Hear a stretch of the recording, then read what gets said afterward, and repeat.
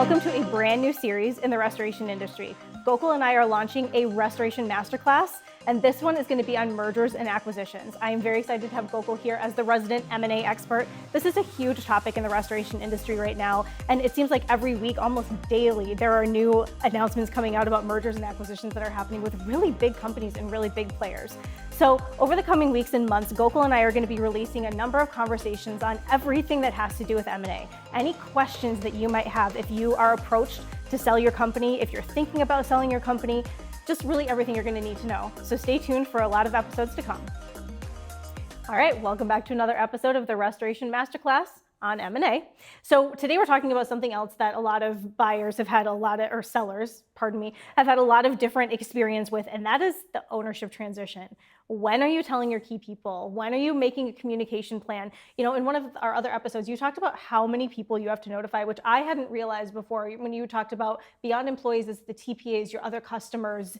There are so many people that need to know this news. So where do you start with a communication plan, and when do you start putting that in place? Great question, right? So in our previous episode, we talked about the emotions of selling a business. Okay, other than putting it on the market, which is highly emotional, what we find, and even I find when I sold my company, is how do I tell my employees? I mean, I lost more sleep over that one question than pretty much everything else in the process. Because, you know, the price, the terms, you know, those were getting negotiated, you know, so they were moving along the process, right? But the one with the employees, you know, it usually happens a little bit later in the process.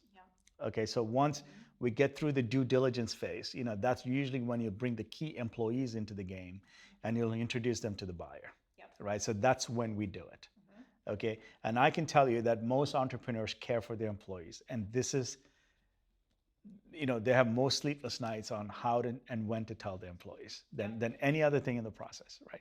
So here's how we do it, right? So when we get through due diligence, when we're about 75% done through it, we will start talking about a communications plan, correct? And that would include, you know, who your key employees are, who your key customers are, because you got to communicate that to them, right? Your TPAs, right?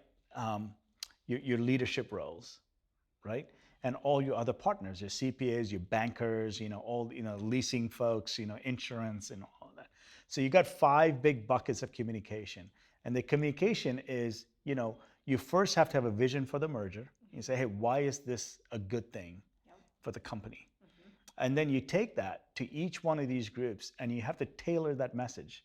And you say, well, when you talk to the employees, you got to talk about why would it be good for them? Okay, and how they may have better opportunities for their families in the future. And you go to the customer and you say, okay, this is why this is good for you.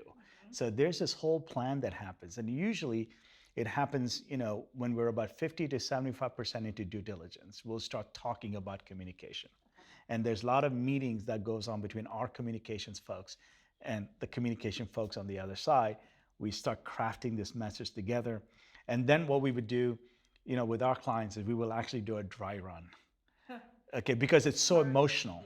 You know what I mean? We will actually do a couple of dry runs. So all the talking points are hammered out and we can convey this message in a very clear, simple, and we can articulate it really, really well, right? And then we'll start going to all of the stakeholders, okay? So it is a whole discipline.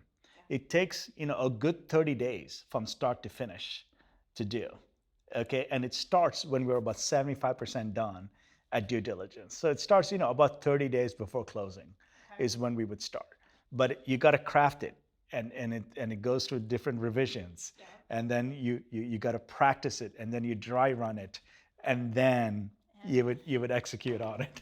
So when are you executing on it? Let's talk about the employee side. Like let's talk about that first. When are you telling your team? You know, here's what we found to be the best, okay? So most key people on your team know that maybe it's time for a change already. So it's not as drastic as what people think it is, you know, okay? So I think especially the key employees, once the due diligence is starting to kind of get some momentum, I think the earlier you bring them into the fold, the easier it is, okay? The later you wait, the harder it becomes. Okay, so if you almost get them involved in the process early on in the game, Yep. okay, it becomes easier for everybody. And even their stress levels, because they get to know the buyers, they've already started to have conversations with the buyers. Maybe they've met them for a dinner or a lunch or an offsite meeting. That's the way. It's counterintuitive, right? Most owners would say, hey, I don't want to tell anybody until we're absolutely sure we're going to go to close. Okay, that hasn't worked well from all the data that we're seeing.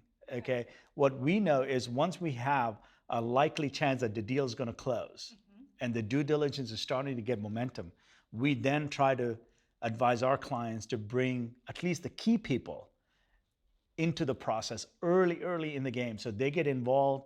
The sooner they get to know the buyers, the easier it is going to be. So it's counterintuitive on when you're going to talk to your key folks. Now beyond the core team, announcing it to the general public or to the general employee population, right? We could do that at the day of closing. That's okay. But I think it's highly critical, and it works much better from our experience, to bring the key folks earlier on, as early as possible into the process. Is there a time that's too early in the process to let them know? Or have you been in a situation where it's gotten out to the entire company and maybe had a negative effect? If you got to get in front of it. Okay, you always have to be in front of it. Yep. Okay, so some entrepreneurs and some of our clients actually bring in the key employees and actually selecting the buyer. Okay, so if they have 3 or 4 buyers, they will actually bring in the key employees and say, hey, you guys are going to live with them post-closing. Why don't we bring you involved in it? To me, that actually works out the best. Yeah. Because they're involved, they got a stake, they got they're involved in selecting a buyer, and then they get on board quicker into the game. And it's easier to do that. All right, so if I had a preference, that would be the preference. Okay, bring them in as early as possible. Most of the time, the entrepreneurs are pretty comfortable. Maybe right around due diligence, they kind of see, okay, everything's going well. Let's bring them in. But I would advise the sooner the better. Okay. All right. Totally counterintuitive, but the sooner the better. Yes. Okay, yes. So this actually brought up an unrelated question to this conversation, but it's something we haven't talked about, and I think it's kind of interesting. How many companies are posting their company for sale versus being what, like in recruiting, we would call it a passive candidate, right? Where we're approaching them, they're getting approached by a company to buy. So how many companies are being listed for sale right now versus being approached and they're selling once they're approached? Yeah, sure. So, in our industry right now, everybody's getting phone calls. Yes. Right? Everybody. Everybody's getting phone calls. Yes. So there's good and bad, right? As in anything, correct? So the good thing is, how do you know the game plan, and how do you know strategically, whether it's a good fit or not, correct? And how do you select the best suitors? Yes. Who would be really great for your company? So everybody's got their own way of making decisions. But let me tell you what we do at our firm. Okay, we know all the buyers in the marketplace. We know strategically what they're looking for. Culturally, we've visited their headquarters. We've talked to the CEOs. We know what their 3-year, 5-year, 7-year vision is for their firm, correct? And when we bring on clients, at some point, very quickly, it gets beyond dollars and cents. It's all about fit, cultural fit, strategic fit, business fit, employee fit.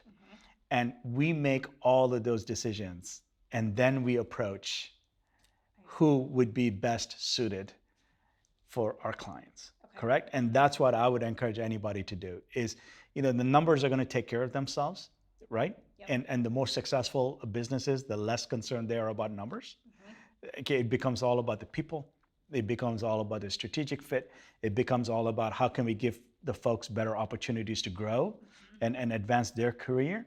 Yep. And those are the things you need to know about a particular buyer. You got to know what their culture is. You got to know what they're looking for in an acquisition. You got to know how you fit into the overall master plan. Okay, so these are the things that become even more important. So you kind of start with money and, I want a number, or I want to exit at this level. But let me tell you, from doing this hundreds of times, it quickly gets way beyond that. Yep. Okay, and then eventually the really great entrepreneurs focus on fit, people. I want to take care of my customers. Who's going to best take care of my key employees? That's really where the focus should be. Perfect. All right, great information. And I think on our next video, we need to dive into what to do when you have multiple suitors and how you're picking the best company. That's a good one. Perfect.